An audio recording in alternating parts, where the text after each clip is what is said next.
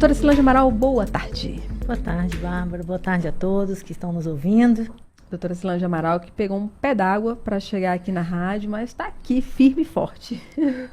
Doutora Cilange, eu mandei até para você mais cedo, né, uma notícia que saiu aqui no Distrito Federal, até do Portal G1, falando que bebês natimortos podem ter nome registrado em cartório. Para a gente falar sobre esse tema, que é um tema difícil, né? Eu sei, pela minha família, antigamente, a família do meu marido também, eles estavam comentando, até quando se perdia, não falava em voz alta, não falava com as pessoas assim, perdeu, ficava subentendida, e ainda hoje uma coisa que não se fala muito, que tem receio, mas que é importante a gente falar tanto para a questão de prevenção, para entender o que aconteceu, para isso não se repetir, mas também para vivenciar o luto, né? Exatamente. Então, assim, como o papel da rádio é também informativo, educativo, apesar desse assunto ser difícil, eu acho que ele é importante, né? Porque a gente precisa levar informações em todas as instâncias, né?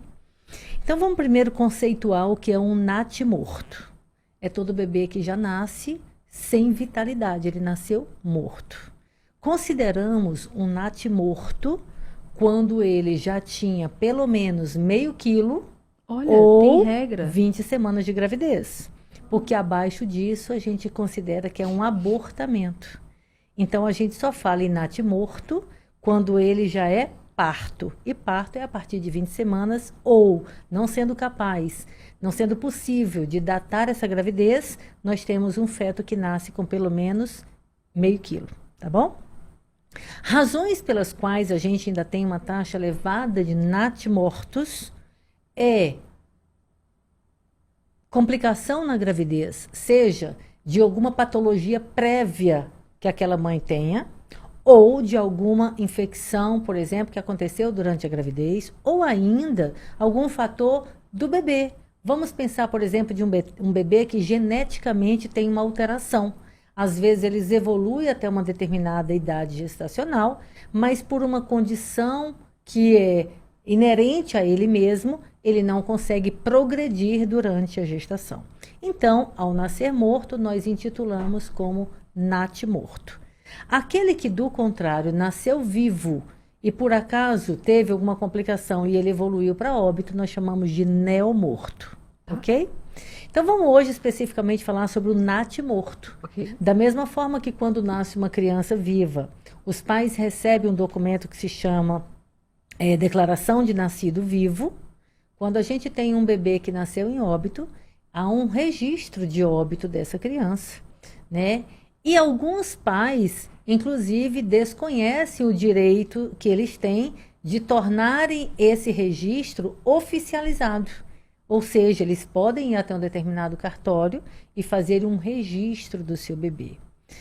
Bárbara, muitos pais, eles são orientados em relação a isso e eles precisam de um tempo para processar uma perda. Eu acho, inclusive, que isso é positivo. Como a gente fala, né, que toda vez que a gente tem um luto, a gente precisa entender aquele luto, viver aquele luto e ser capaz de retirar o luto. E uma das técnicas que a gente utiliza para aquele casal viver e depois, de certa forma, tirar o luto, é materializar o seu filho. É tornar esse filho um verdadeiro integrante da família. Então, na medida em que você faz um registro de nascimento, mesmo que um nascido em óbito, você está materializando e isso, de certa forma, leva para aquela família um alento de que ele existiu. Ele não existiu só no meu pensamento. Nossa, que forte. Ele é concreto. Tem aqui um registro dele. Por outro lado, tem algumas famílias que têm muita dificuldade de lidar com isso, que falta o suporte, porque assim, nós profissionais de saúde precisamos compreender a importância de um serviço estruturado para dar suporte para uma família que venha a viver uma perda. Perda de uma gravidez é uma perda muito forte, é muito marcante, é emocionalmente muito intenso. Então, às vezes, essa família quer, de certa forma, e não tendo esse apoio, é passar por cima daquele tropeço, né? Aquela queda que a gente ganhou e vamos levantar e vamos para frente fingindo que isso não existiu.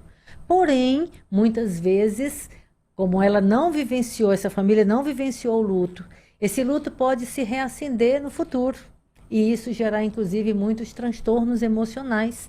A gente tem mulheres que, inclusive, ao engravidarem novamente, elas têm uma dificuldade enorme de viverem aquela gravidez de forma intensa, de receber esse outro filho que vai chegar cheio de saúde, mas muitas vezes eles olham e falam assim, parece que a gente não tem um motivo de comemorar, porque a gente não conseguiu vivenciar aquela perda de forma que eles ainda continuam vivendo um luto. E às vezes, inclusive, colocando um depoimento difícil, que é como se aquela outra criança que está chegando fosse um substituto daquele que se foi. E a gente fala, não, cada um tem o seu espaço. Aquele que se foi tem um espaço em vocês, tem um espaço na família, mas esse outro tem que ser visto como uma nova criança. Então veja como é complexo. Uau. Até mesmo quando o casal passa pelo sucesso da chegada de um outro filho, eles ainda guardam com muita dor a perda daquele anterior. Então é uma família que precisa ser abraçada, que tem que ter uma equipe de apoio, psicólogo, assistente social, um médico, né? Vamos pensar numa estrutura de saúde de família que dê um suporte, que abrace essa família, que ajude a viver esse momento de luto como ele deve ser vivido, materializando da forma como eles queiram, né? Então, é uma coisa que a gente, por exemplo, quando a gente recebe uma paciente que ela chegou com um diagnóstico de feto morto, tá?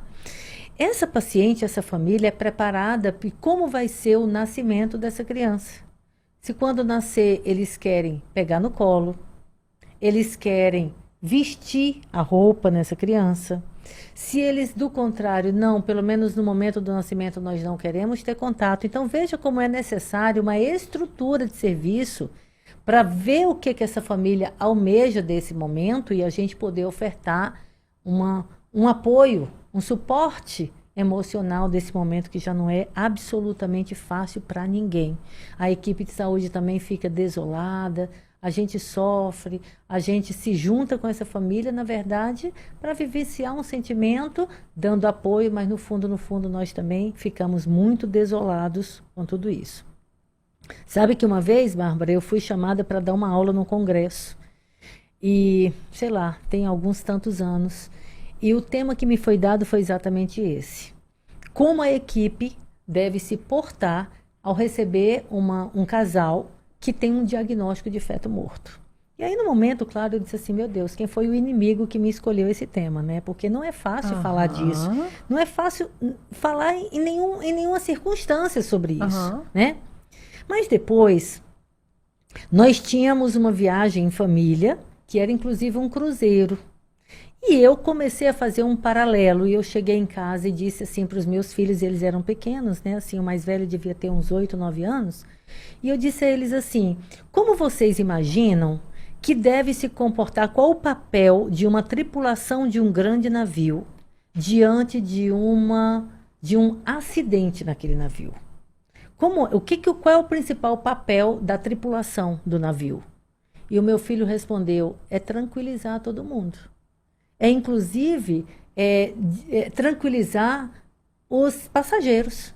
Porque se a gente não tiver essa tranquilidade, alguns vão morrer, inclusive, antes do acidente se concretizar. Olha que raciocínio interessante. Foi aí que eu entendi que nós somos uma tripulação no hospital, quando nós recebemos um casal com um bebê em óbito. Nosso papel é tranquilizar aquela família, é receber e não aumentar a tragédia. Esse é o nosso papel principal. Olha. Me emocionei, né?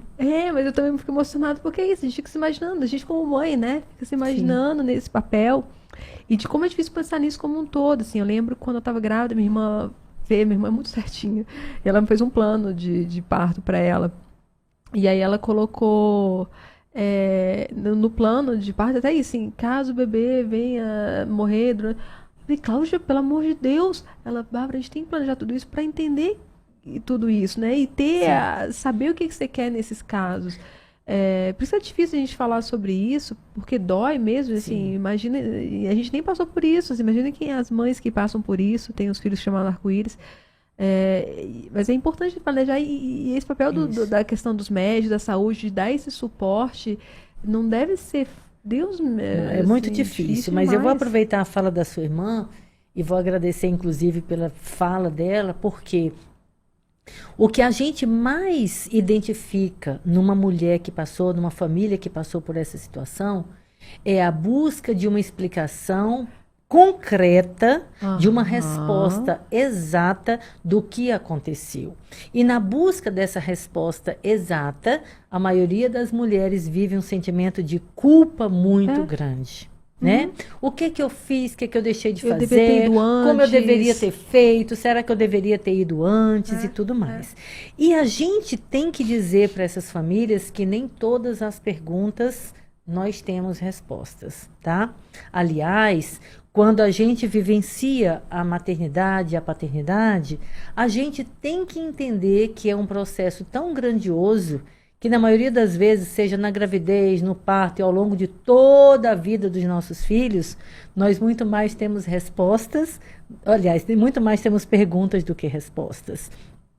Então, hoje, Nossa. mesmo com todo o avanço da ciência, muitas vezes a gente também tem que dizer de forma honesta para uma família: nós não conseguimos identificar qual foi a razão do óbito dessa criança.